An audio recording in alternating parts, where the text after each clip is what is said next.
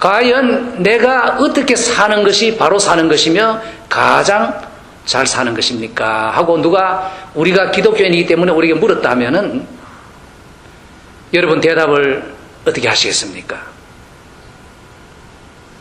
이렇게 살아라 하고 대답해 줄 수가 있겠습니까? 만약 여러분의 자녀가 아버지, 어머니, 제가 어떻게 살아야 합니까?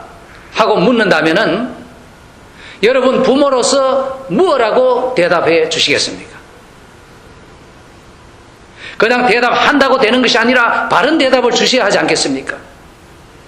그러면 이렇게 살아라 하고 해줄 수 있는 대답이 무엇입니까?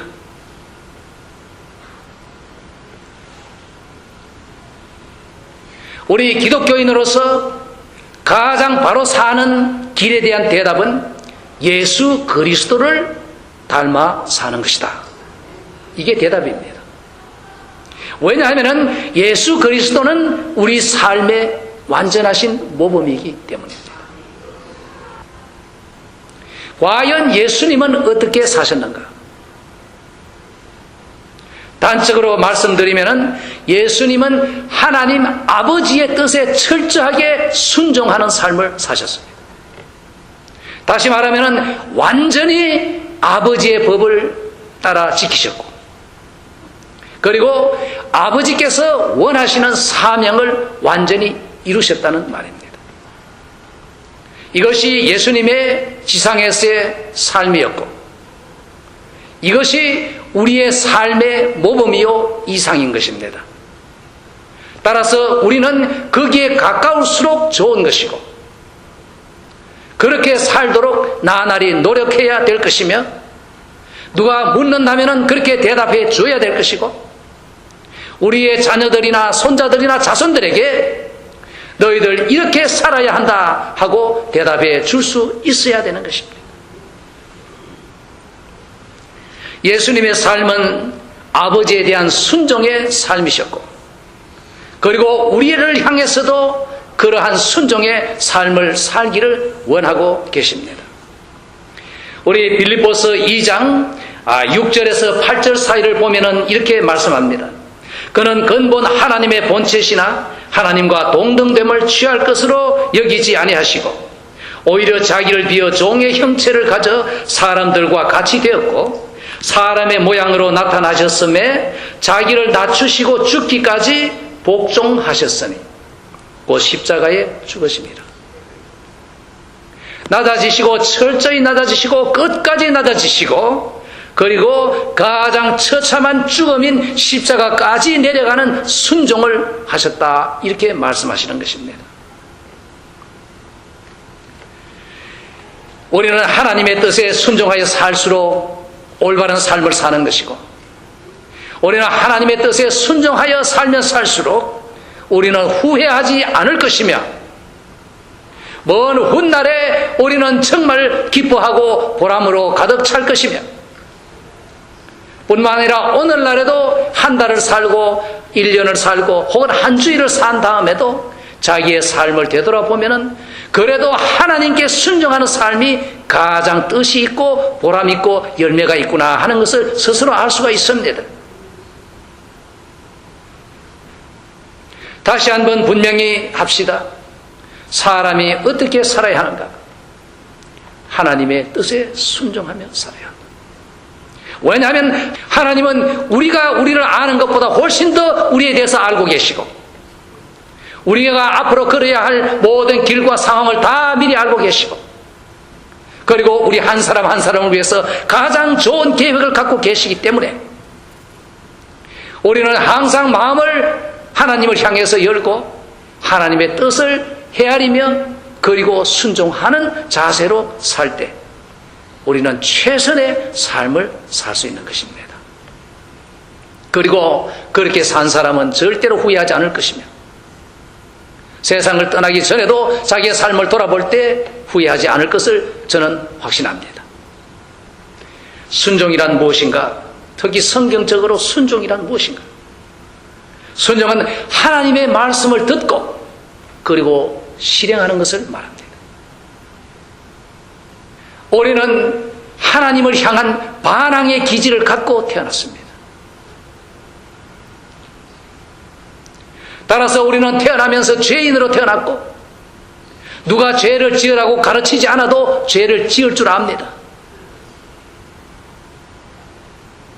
이러한 우리가 이제 하나님과의 관계에서 사실 우리 안에 싸움이 있다는 것을 알 수 있습니다. 하나님과의 주권 싸움.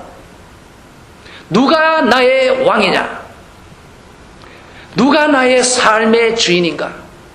누구를 위해 나는 살아야 하고 누구를 위해 나는 행동해야 하는가 하는 근본 질문에 대해서 우리 인간 안에는 갈등이 있다는 말입니다. 그 갈등을 분류를 해보면 저는 이렇게 세 가지로 분류하겠습니다. 첫째로는 내가 나의 주인인 사람, 내가 나의 삶을 사는 사람, 내가 하고 싶으면 내가 하고 내가 좋으면 내가 하고 아무도 나를 간섭하고 뭐 이래라 저래라 지시 못하는 사람, 이런 사람들이 있습니다. 그런데 그들의 마음을 잘 살펴보면 행복하지 않습니다. 만족이 없습니다. 기쁨이 없습니다. 무언가 항상 두려움에 있습니다. 무언가 해결되지 아니하는 공백이 있습니다. 불행한 사람인 것입니다. 왜냐하면 주인 아닌 사람이 주인 자리를 차지하고 운전사가 아닌 사람이 운전석에 앉아있는 것과 같기 때문입니다. 그 마음에 하나님이 계셔야 할 그 자리에 하나님 아닌 엉뚱한 사람이 앉아서 왕노릇을 하고 있는 사람들입니다. 이 사람들은 하나님을 위해 살지 않습니다. 자기를 위해 산다고 하지만 사실 자기를 위해 사는 것도 아니고 사실은 사단을 위해 살고 있는 사람들. 이러한 사람들은 하나님 밖에 있는 세상 사람들이요 자연인들인 것입니다. 둘째로는 하나님을 왕으로 모시지만은 순종하지 못하는 사람들이 있습니다. 하나님이 내 마음에 들어오셔서 내가 하나님을 왕으로 모시지만은 나의 삶의 모든 부분에 있어서 하나님 이것은 손대지 마시오. 이것은 내 것입니다. 이것은 내가 주관하는 것이지 하나님이 여기에 이래라 저래라 말하지 마시오. 이렇게 나의 모든 생활의 부분을 거의 내가 주관하는 사람들이 있습니다. 마음에 그 갈등이 있습니다. 뭔가 양심의 가책이 있습니다. 평화가 없습니다. 기도에 대한 확신이 없습니다. 불안합니다. 평화가 없습니다.